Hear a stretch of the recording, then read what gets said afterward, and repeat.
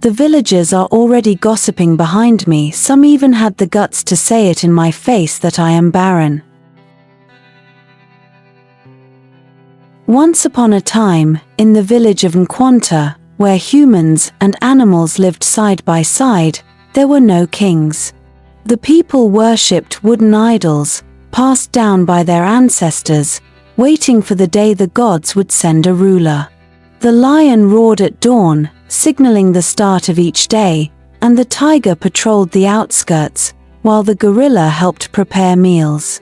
Everyone lived in harmony, yet they were bound by strict traditions, and one of those traditions held that a woman could never rule unless she remained pure.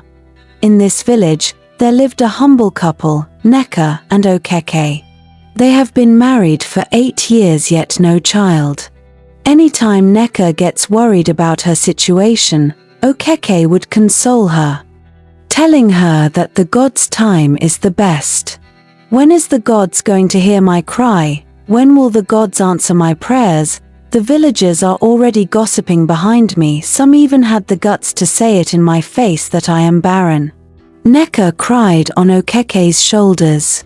Don't cry again, my wife. The gods can never lie, Okeke consoled her.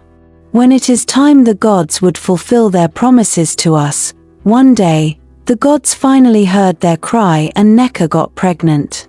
The couples were filled with joy. Their joy knew no bounds.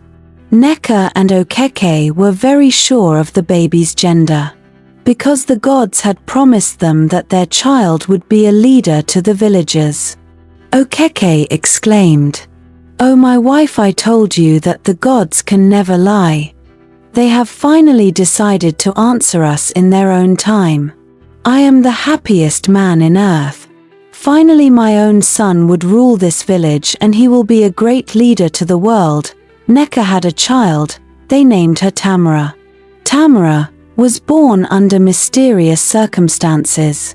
Before Tamara's birth, Nneka had dreamt of the gods visiting her, telling her she would give birth to a child destined to lead.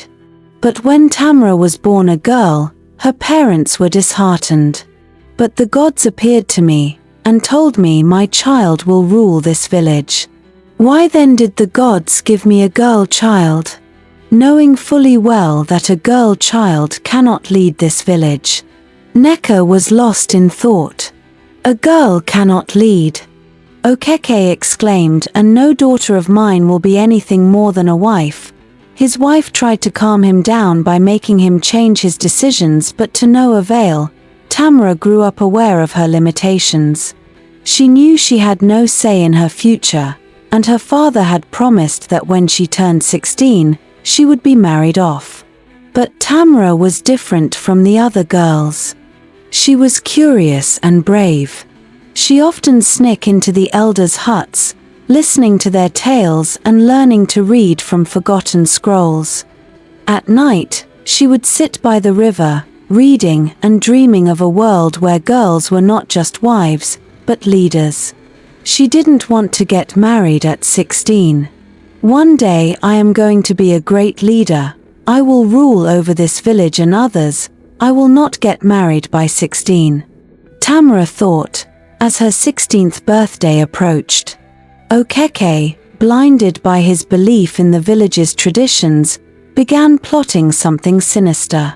There was a rule in the village: no girl who was not a virgin could ever lead.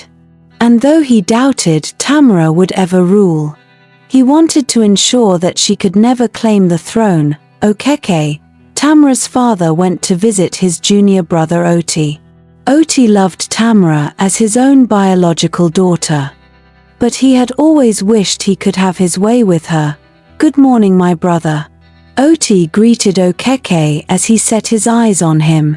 In the early hours of the morning. "What brought you to my house this early?" Oti asked. "Is everything okay, Okeke?"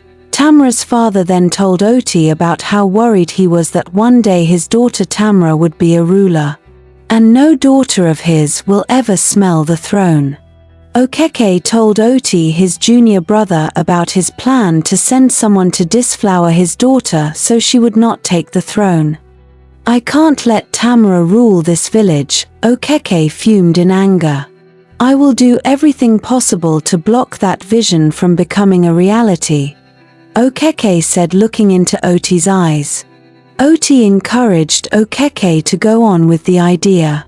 And he also advised Okeke to let him handle everything. Okeke, my brother.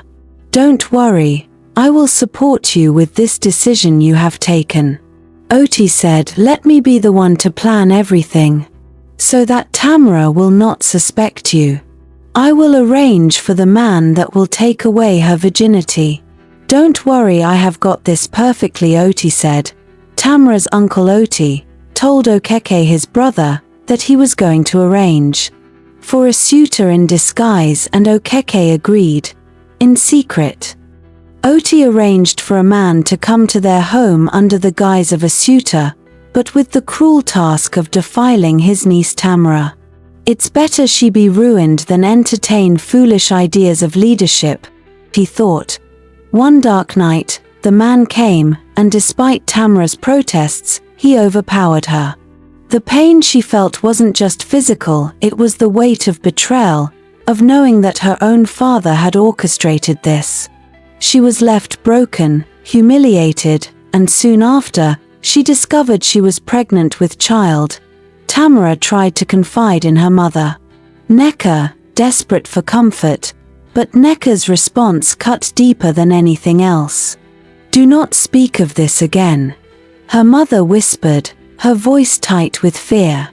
If your father finds out, our family will be ruined.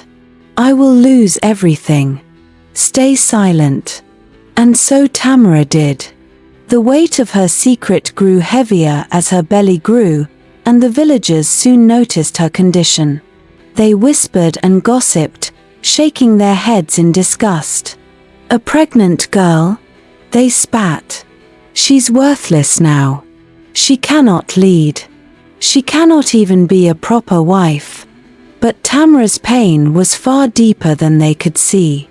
She knew the truth, and the truth was darker than any of them could imagine.